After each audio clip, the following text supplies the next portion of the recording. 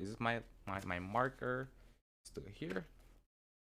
Yes, sir. Yeah, we're finishing on page 185 today. All right. Let me see if this is good. All right, let me make this a little straighter. There we go. Let me bring this like this and down a little more. There you go. Sure, this is fine. All right, so we're stopping at page 185. Make this a little. There you go. All right, let me clean my glasses real quick.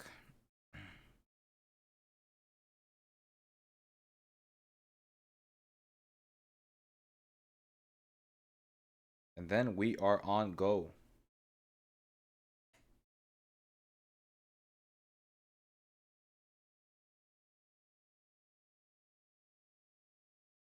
Okay.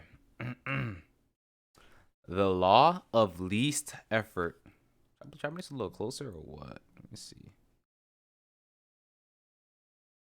In his award-winning book, Guns, Germs, and hold on, this is a little too. Sorry about that. Technical difficulties a little bit. I'm gonna lock that.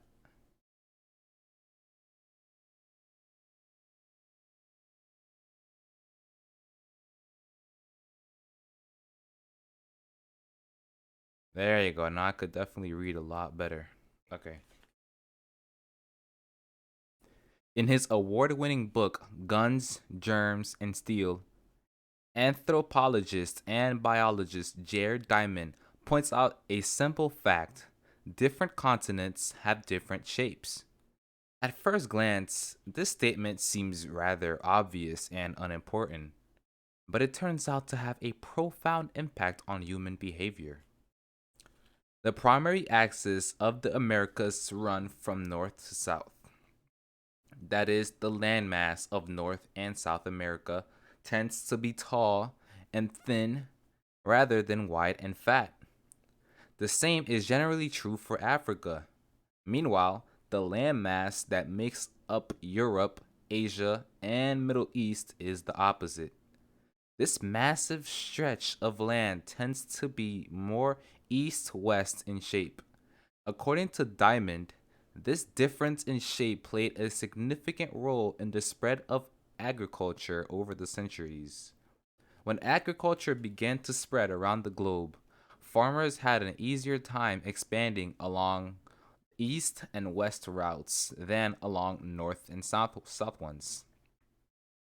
This is because locations along the same latitude generally share similar climates, among amounts of sunlight and rainfall, and changes in season. These factors allowed farmers in Europe and Asia to domesticate a few crops and grow them along the entire stretch of land from France to China. By comparison, the climate varies greatly when traveling from north to south. Just imagine how different the weather is in Florida compared to Canada. You can see, you can be the most talented farmer in the world, but it won't help you grow Florida oranges in the Canadian winter. Snow is a poor substitute for soil. Turn this off for now. For soil. In order to spread crops along north south routes, farmers would need to find and domesticate new paints whenever the climate changed. New plants.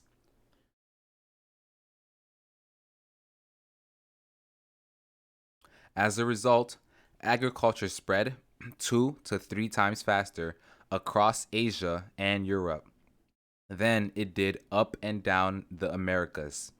Over the span of centuries, this small difference had a very big impact. Increased food production allowed for more rapid population growth. With more people, these cultures were able to build stronger armies than were better equipped to develop new technologies. The changes started out small, a crop that spread slightly farther. A population that grew slightly faster but compound into substantial differences over time. Mm, okay. Okay. Where am I? Right. The spread of agriculture provides an example of the third law of behavior change on a global scale. Conventional wisdom holds that motivation is the key to habit change. Maybe if you really wanted it, you'd actually do it. But the truth is, our real motivation is to be lazy and to do what is convenient. Excuse me. And despite what the latest productivity and bestseller will tell you, this is a smart strategy, not a dumb one. Energy is precious, and the brain is wired to conserve it whenever possible. It is human nature to allow the law of least effort, which states that when deciding between two similar options, people will naturally gravitate toward the option that requires the least amount of work.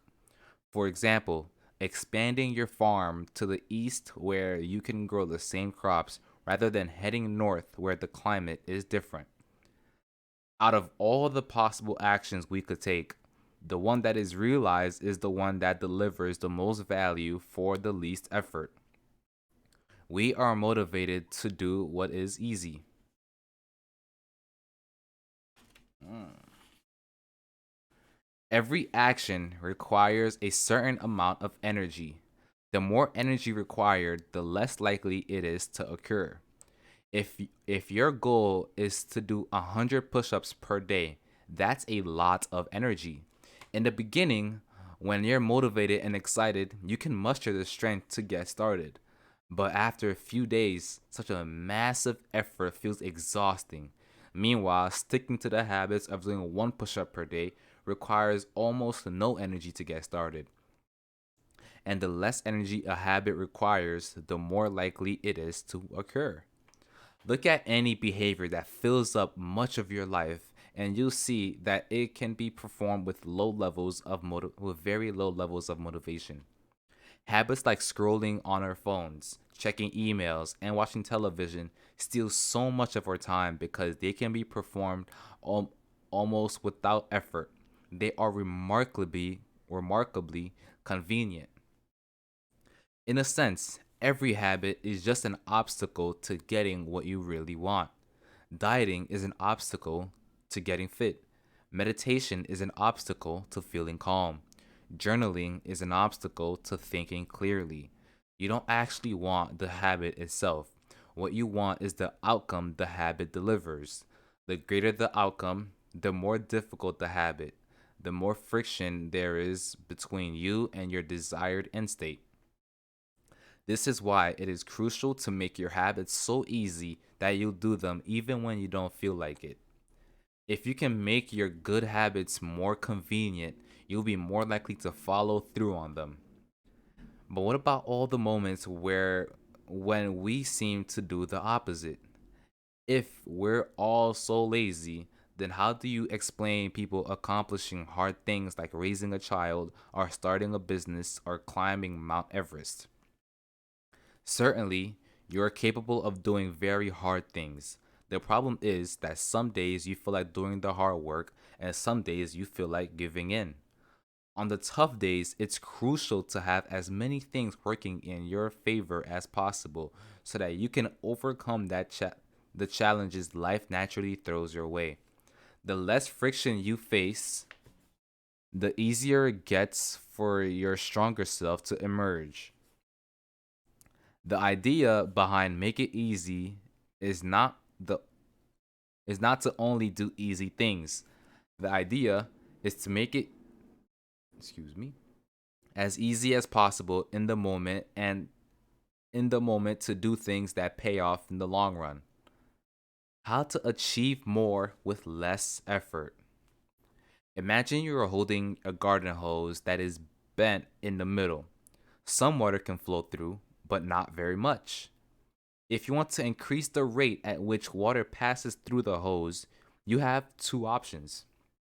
The first option is to crank up the valve and force more water out. The second option is to simply remove the bend in the hose and let water flow through naturally. Trying to pump up your motivation to stick with a hard habit is like trying to force water through a bent hose. You can do it, but it requires a lot of effort and increases the tension in your life. Meanwhile, making your habits simple and easy, like removing the bend in the hose. Rather than trying to overcome the friction in your life, you reduce it. One of the most effective ways to reduce the friction associated with your habits is to practice environment design. In Chapter 6, we discussed environment design as a method for making cues more obvious, but you can also optimize your environment to make actions easier. For example, when deciding where to practice a new habit, it is better to choose a place that is already along the path of your daily routine. Habits are easier to build when they fit into the flow of your life. You are more likely to go to the gym if it's on your way to work because stopping doesn't add much friction to your lifestyle. By comparison, if the gym is off the path of your normal commute, even by just a few blocks, now you're going out of your way to get there. Perhaps even more effective is reducing the friction within your home or office. Too often, we try to start habits in high friction environments. We try to follow a strict diet while we are out to dinner with friends. We try to write a book in a chaotic household. We try to concentrate while using a smartphone filled with distractions. Yo, this is facts, bruh. It doesn't have to be this way. We can remove the points of friction that hold us back. This is precisely what electronics manufacturers in Japan began to do in the 1970s. In an article published in the New Yorker titled "Better All the Time," James Surowiecki writes, Japanese firms emphasized what came to be known as lean production, relentlessly looking to remove waste of all kinds from the production process, down to redesigning workspaces. So workers didn't have to waste time twisting and turning to reach their tools. The result was that the Japanese factories were more efficient and Japanese products were more reliable than American ones. In 1974, service calls for American made color televisions were 5 times as common for Japanese television. By 1979, it took American workers 3 times as long to assemble their sets. I like to refer to this strategy as addition by subtraction. The Japanese companies looked for every point of friction in the manufacturing process and eliminated it. As they subtracted wasted efforts, they added customers and revenue. Similarly, when we remove the points of friction that sap up our time and energy, we can achieve more with less effort. This is one reason tidying up can feel so good. We are stimulate simultaneously simultaneously, bruh. Okay. Simultaneously moving forward and lightening the cognitive load our environment places on us.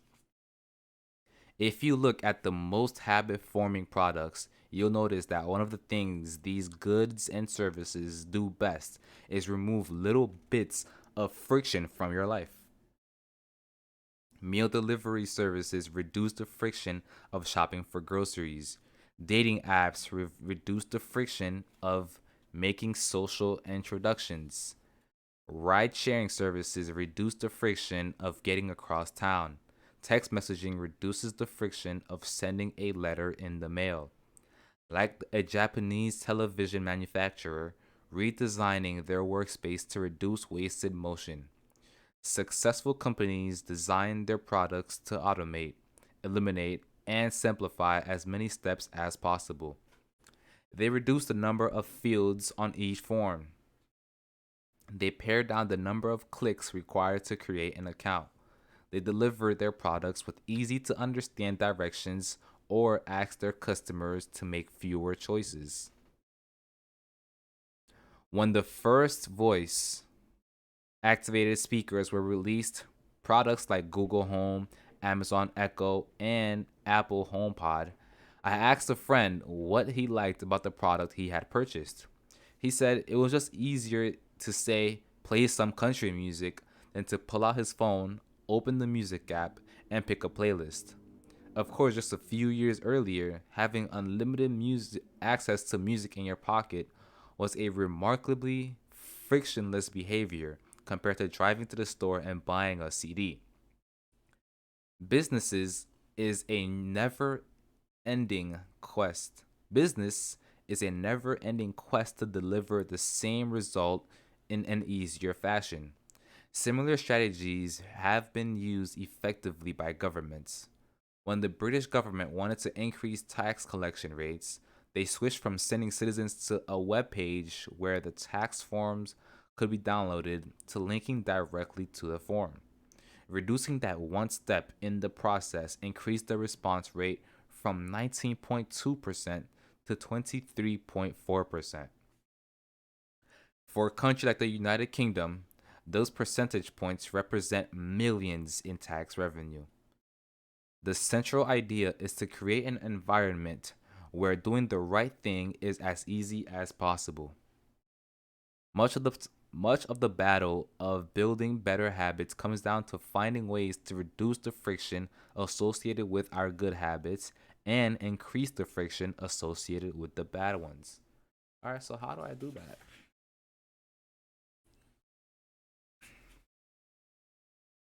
Prime the environment for future use.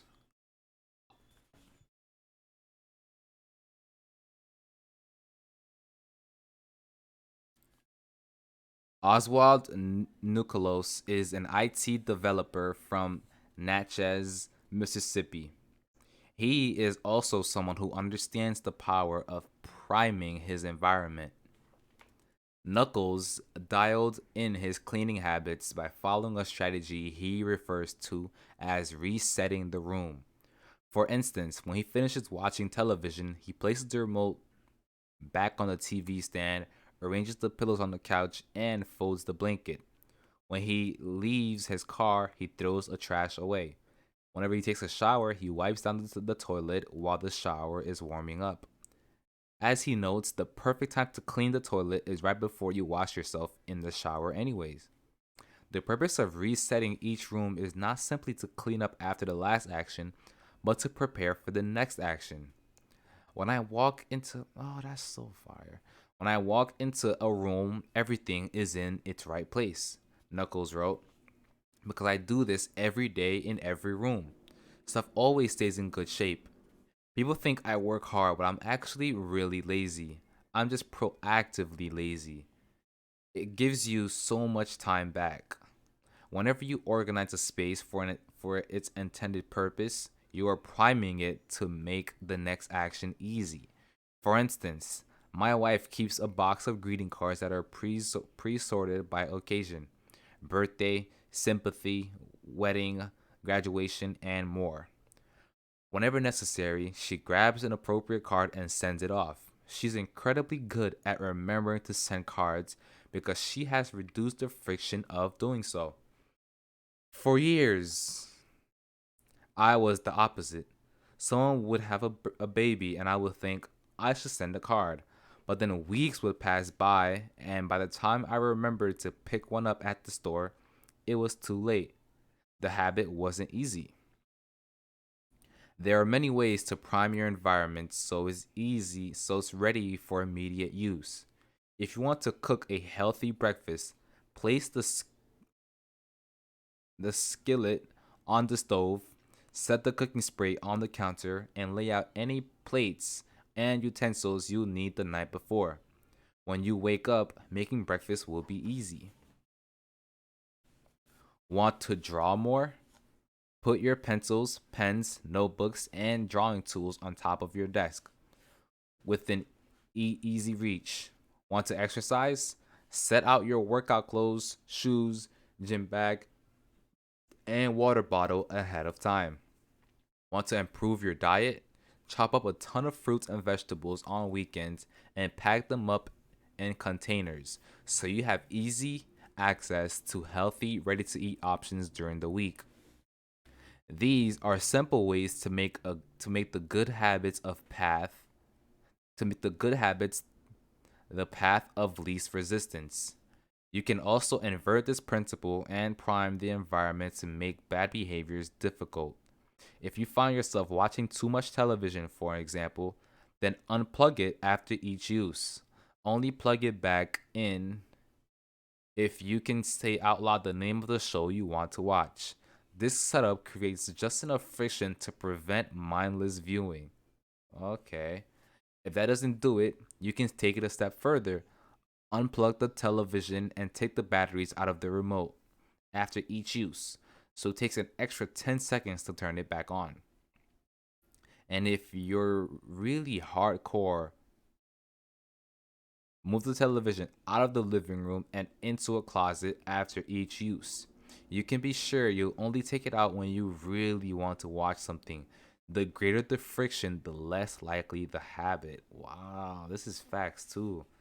If it's in the closet, I'll be like, do I really have to watch this? Wow. Whenever possible, I leave my phone in a different room until lunch. When it's right next to me, I'll check it all morning for no reason at all. But when it's in another room, I rarely think about it. That's facts. And the friction is high enough that I won't go get it without reason. As a result, I get 3 to 4 hours each morning when I can work without interruption. If sticking if sticking your phone in another room doesn't seem like enough, tell a friend or family member to hide it from you for a few hours. Ask a coworker to keep it at their desk in the morning and give it back to you at lunch. Okay. I'm gonna try the room one. The room one sounds really good. It is remarkable how little friction is required to prevent unwanted behavior. Like I hide the beer in the back of the fridge where where I can't see it. I drink less. When I delete social media apps from my phone, it can be weeks before I download them again and log in. These tricks are unlikely to curb a true addiction, but for many of us, a little bit of friction can be the difference between sticking with a good habit or sliding into a bad one. Imagine the cumulative impact of making dozens of these changes and living in an environment designed to make the good behaviors easier and the bad behaviors harder.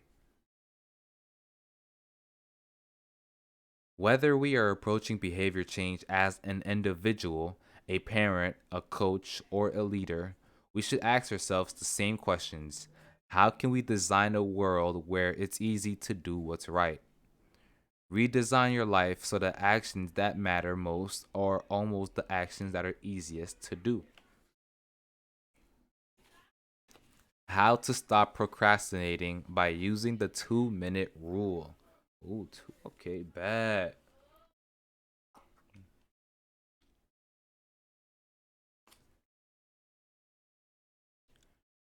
Twyla Tharp is widely regarded as one of the greatest dancers and choreographers of the modern era. In 1992, she was awarded a MacArthur Fellowship, often referred to as the Genius Grant, and she had spent the bulk of her career touring the globe to perform her original works. She also credits much of her success to simple daily habits. I begin each day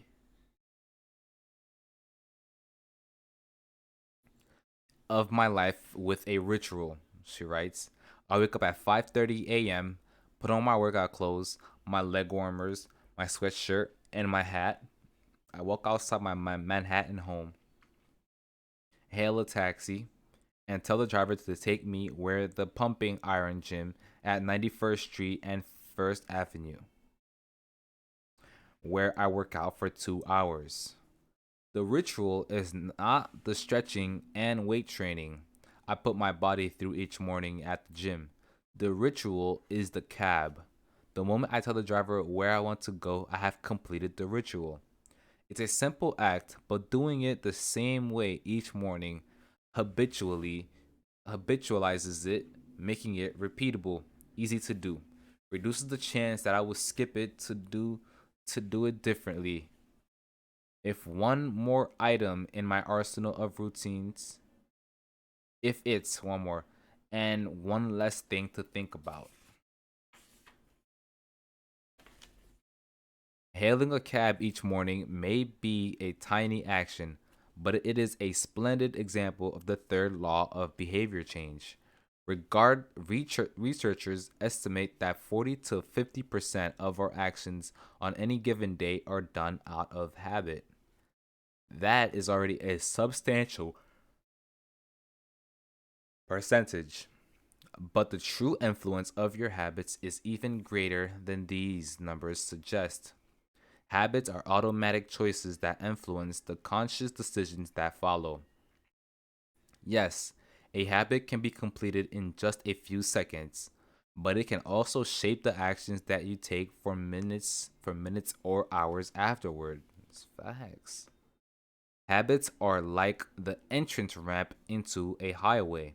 They lead you down a path, and before you know it, you're speeding towards the next behavior. It seems to create It seems to be easier to continue what you're already doing than to start doing something different. You sit through a bad movie for 2 hours. You keep snacking even when you're already full. You check your phone just for a second, and soon you have spent 20 minutes staring at the screen. In this way, the habits you follow without thinking often determine the choices you make when you are thinking. Every evening, there's a tiny moment, usually around 5:15 p.m., that shapes the rest of my night. My wife walks in the door from work, and either we change into our workout clothes and head to the gym, or we crash on the couch, order Indian food, and watch The Office. Similar to Twyla Tharp hailing the cab, the ritual of changing into my workout clothes, if I change clothes, I know the workout will happen. Everything that follows, driving the gym, deciding what exercises to do, stepping under the bar, is easy once I've taken the first step. Every day, there are a handful of moments that deliver an outsized impact. I refer to these little choices as decisive moments. Decisive moments. The moments you decide between ordering takeout and cooking dinner. The moment you choose between driving your car or riding your bike. The moment you decide between starting your homework and grabbing the video game controller. These choices are a fork in the road. Decisive moments set the options available for your future self. For instance, walking into the restaurant is a decisive amount is the decisive moment because it determines that you'll be eating what you'll be eating for lunch. Let me see what this is. Decisive moment. Good day, bad day. Good choice. It's right here. Bad choice. Good choice. Good choice. Good choice. Okay, decisive moments. Look at that. Would you look at that?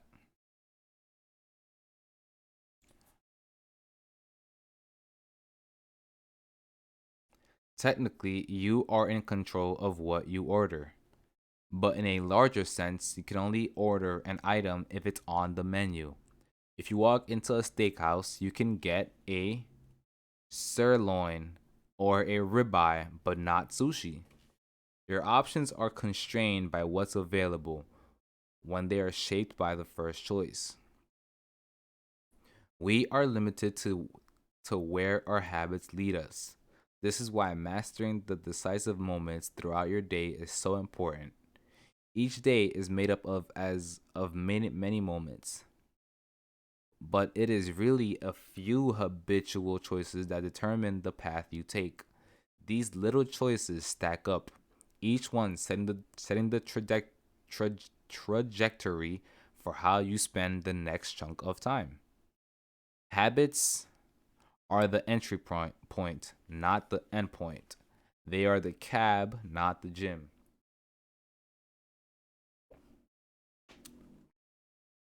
The 2 minute rule. Even when you know you should start small, it's easy to start too big when you dream about making a change. Excitement inevitably takes over and you end up trying to do too much too soon.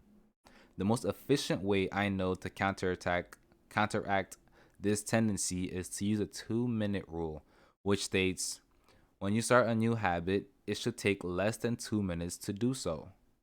To do. You'll find that nearly any habit can be scaled down in the 2 minute version. Read before bed each night becomes read one page. Do 30 minutes of yoga becomes take out my yoga mat. Study for class becomes open my notes. Okay. Fold the laundry becomes fold one pair of socks. Run 3 miles becomes tie my running shoe. And what's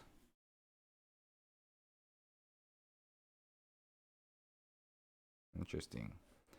The idea is to make your habits so easy as possible to start.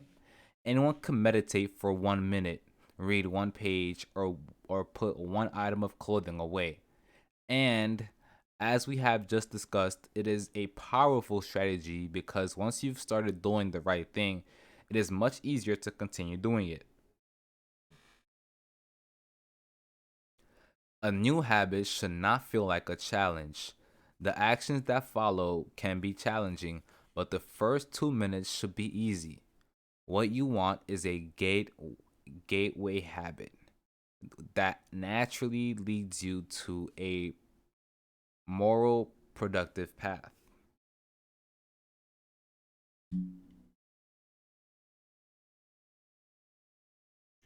You can usually figure out the gateway habits that will lead to your desired outcome by mapping out your goals on the scale form. Very easy, very hard.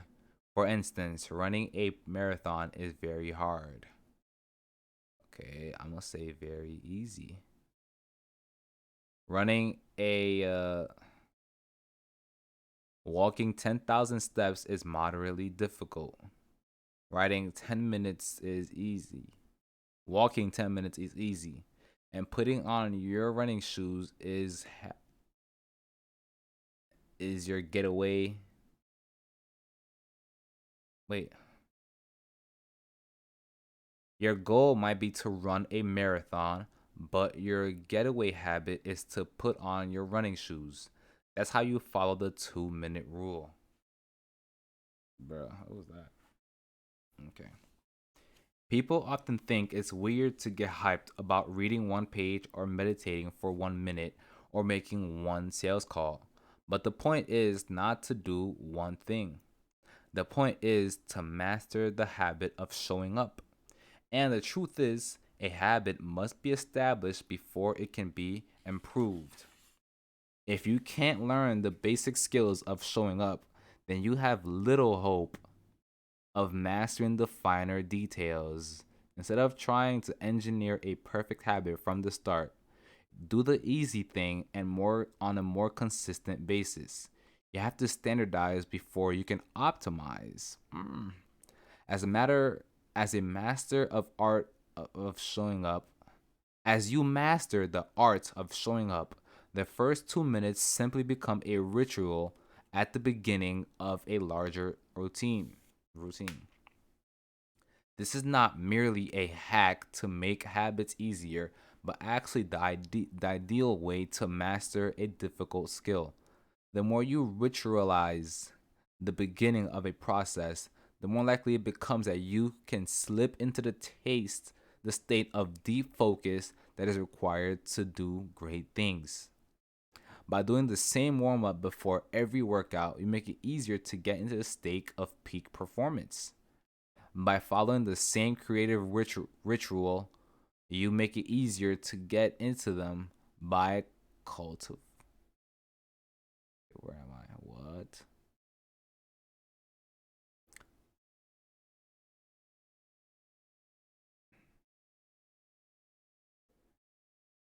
To get to bed at a reasonable time. Wait, no, no, no. I lost myself.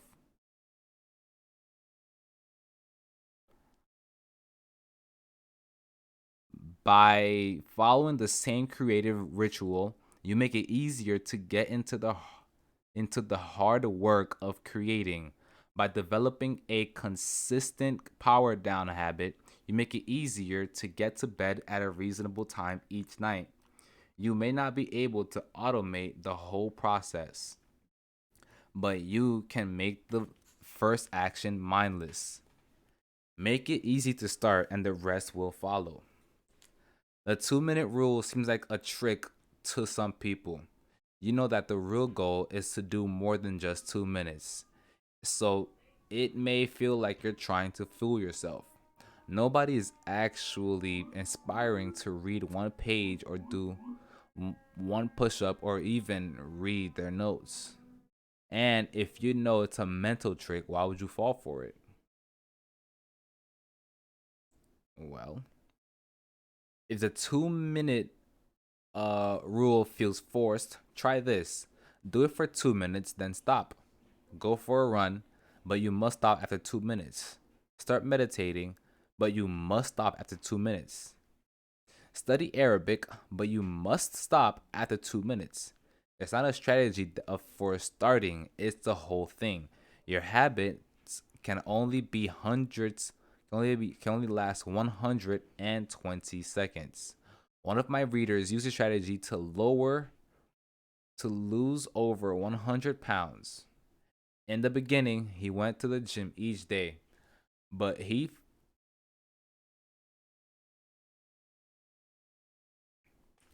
told himself he wasn't allowed to stay for more than 5 minutes. He would go to the gym, exercise for 5 minutes, and leave as soon as his time was up. After a few weeks, he looked around and thought, well, I'm always coming here anyway. I might as well start staying a little longer. A few years later, the weight was gone. Journalists provides another example. Nearly everyone can benefit from getting their thoughts out of their heads and into paper. But most people give up after a few days or avoiding it entirely because journaling feels like a chore. The secret is to always stay below the point where it feels like a chore. Greg McOwen, a leadership consultant from the United Kingdom, built a daily journaling habit by specifically writing less than he felt like. He always stopped journaling before it seemed like a hassle. Ernest Hemingway believed a similar approach for many kind of writing. The best way is to always stop when you are going good, he said. Strategies like this work for another reason. They reinforce the identity you want to build. If you show up at the gym 5 days in a row, even if it's just for 2 minutes, you are casting votes for your new identity. You're not worried about getting into shape, you're focused on becoming the best person you can be. You want to be. We rarely think about change this way because everyone is consumed by the end goal. But one push up is better than not exercising.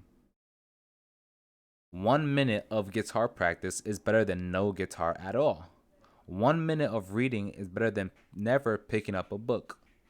It's better to do things that happen once it get better at life.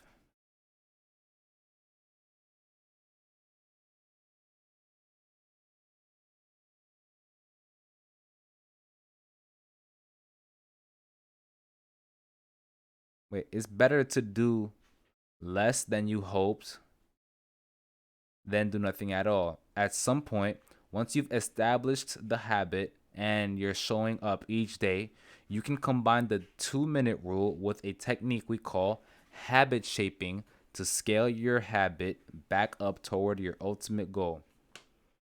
Start by mastering the first 2 minutes of the smallest version of the behavior. All right, hold on. Let me look at this graph. Examples of habit shaping. Habit, phase one, becoming an early riser. Be home by 10 p.m. every night. Phase two, have all devices, TV, phone, etc. turn off by 10 p.m. every night. Phase three, be in bed by 10 p.m. every night, reading a book, talking with your partner. Okay. Phase four, lights off by 10 p.m. every night. And phase five, wake up at 6 a.m. every day and become an early riser. Okay. Let's look at starting exercise. Phase one, change into workout clothes. Phase two, step out the door. Try taking a walk. Step three, drive to the gym and exercise for 5 minutes and leave. Step four, exercise for 15 minutes. Yep.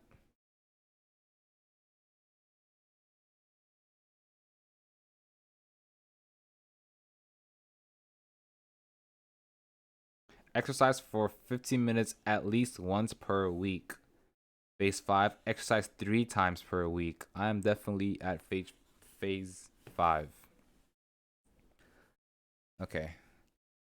Then advance to an immediate step and repeat the process, focusing on just the first 2 minutes and mastering that stage before moving on to the next level.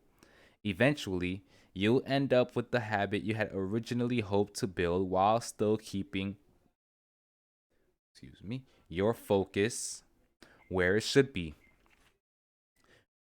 on the first 2 minutes of the behavior. Nearly any larger life goal can be transformed into a 2 minute behavior. I want to live a healthy and long night life. I need to stay in shape. I need to exercise. I need to change into my workout clothes. I want to have a happy marriage. I need to be a good partner. I should do something each day to make my partner's life easier. I should meal plan next week. Whenever you are struggling to stick with a habit, you can employ the 2 minute rule. It's simple, the simple way to make your habits go away. Very nice. Number 14. How to make good habits inevitable, bruh, inevitable. What the hell? What's the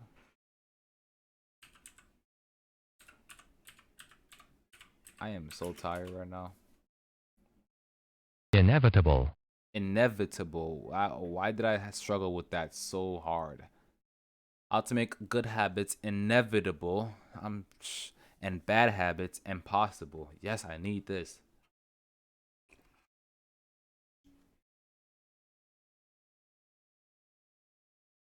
In the summer of 1830, Victor Hugo was facing an impossible deadline. 12 months earlier, the French author had promised his publisher a new book, but instead of writing, he spent that year pursuing other projects, entertaining guests, and delaying his work. Frustrated, Hugo's publisher responded by setting a deadline less than 6 months away. The book had to be finished by February 1831. Hugo con- conco- concocted a strange is concocted a strange plan to beat his procrastination.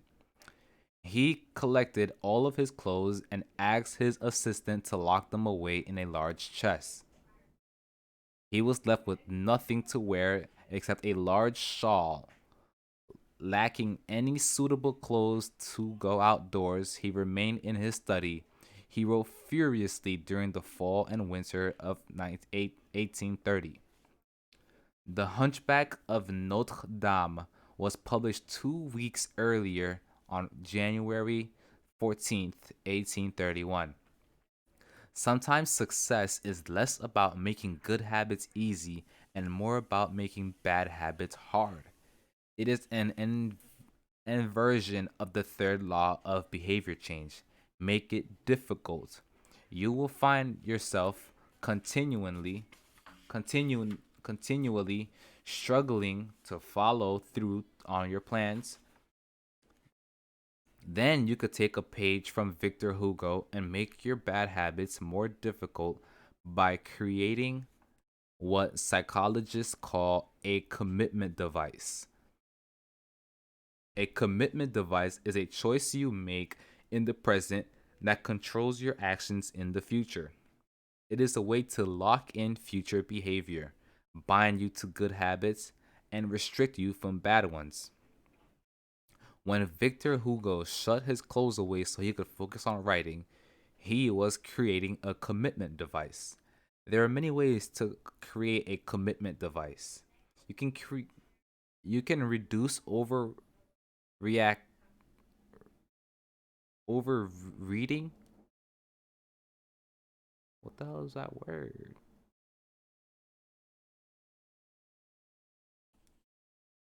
You can reduce overeating. Overeating by purchasing food in individual packages rather than in bulk size. You can voluntarily ask to be added to the ban list at casinos and online poker sites to prevent future gambling sprees.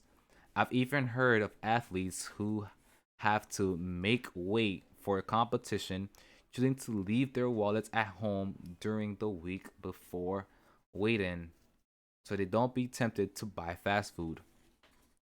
As another example, my friend and fellow habits expert near Ayal purchased the outlet timer, which is an adapter that he plugged in between his internet router and his power outlet.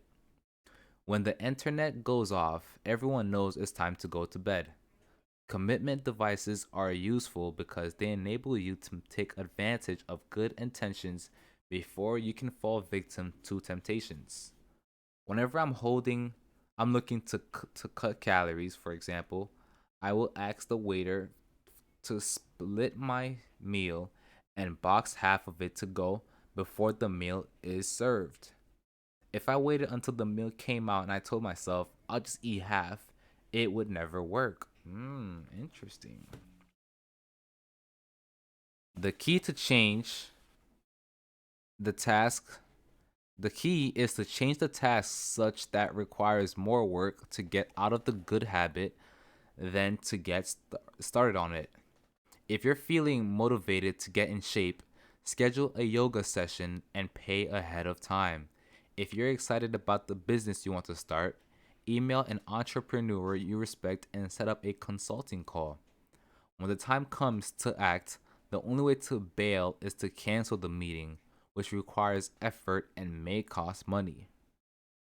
Commitment devices increase the odds that you'll do the right thing in the future by making bad habits difficult in the present. However, we can do even better. We can make good habits inevitable and make bad habits impossible. How? How though?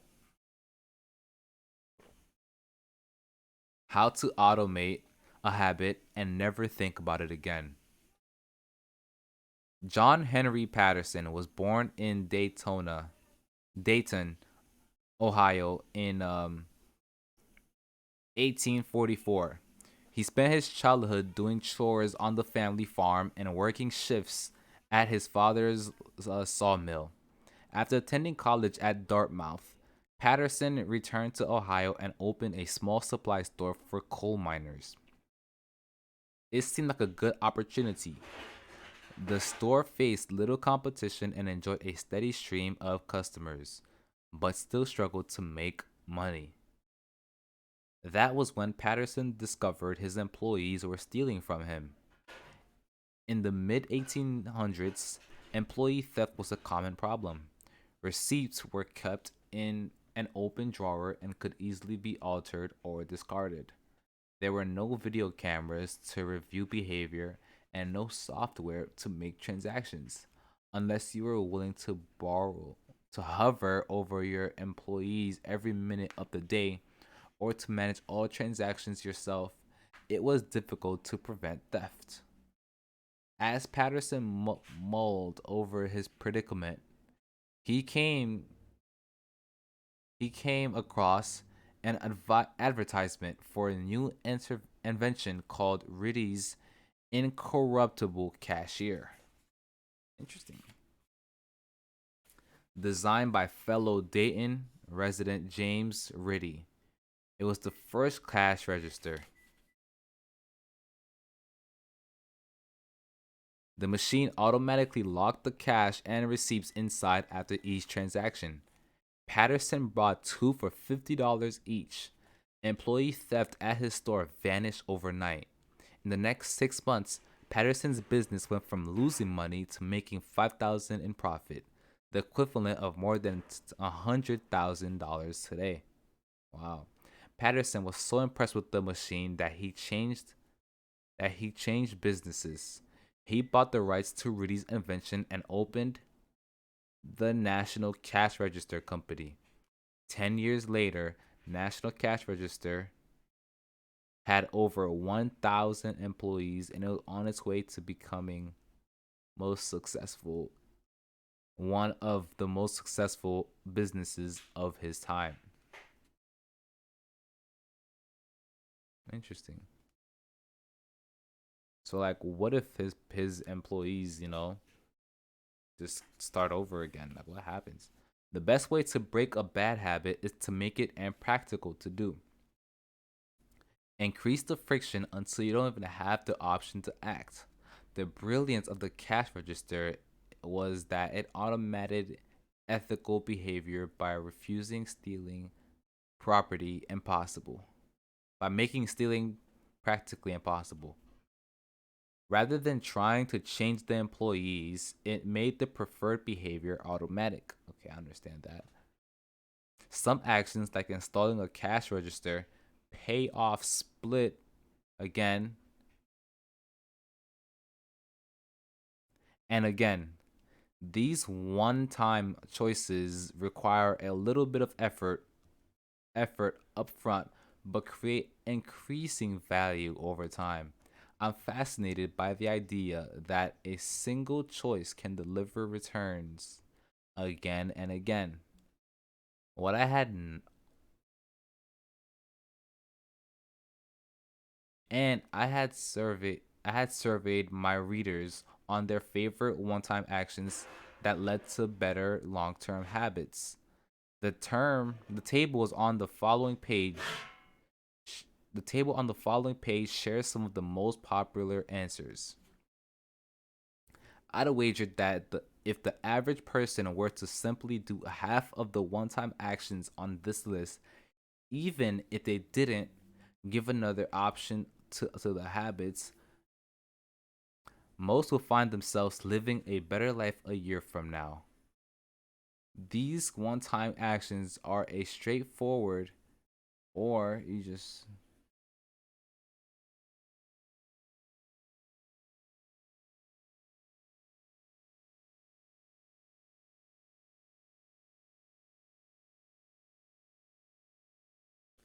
these one-time actions are a straightforward way to employ the third law of behavior change. They make it easier to sleep well, eat healthy, be productive, save money, and generally live better.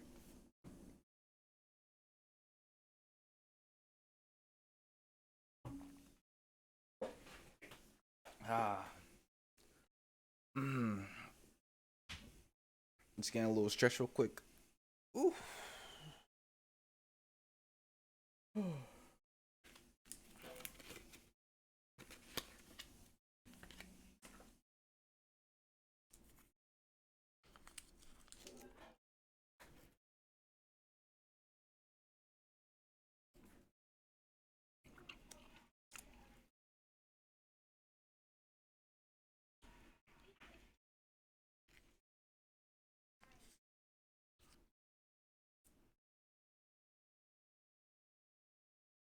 Of course, there are many ways to automate good habits and eliminate bad ones.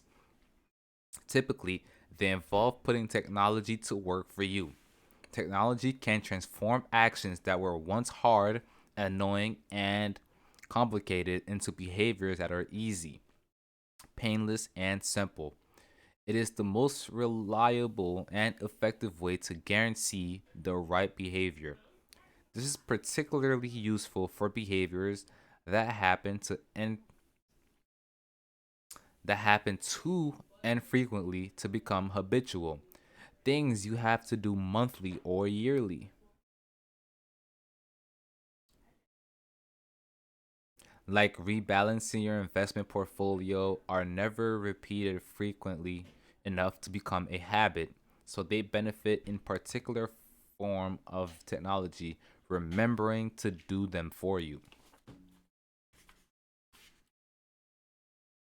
Other examples include medicine prescriptions can be automatically refilled, personal finance, the employees can save for retirement with an automatic wage deduction. Cooking, meal delivery services can do your grocery shopping. Productivity, social media browsing can be cut off with a website blocker. When you automate as much as your life as possible, you can spend your efforts on tasks machines cannot do yet. Each habit that we hand over to the authority of technology frees up time and energy to pour into the next stage of growth. As math as mathematician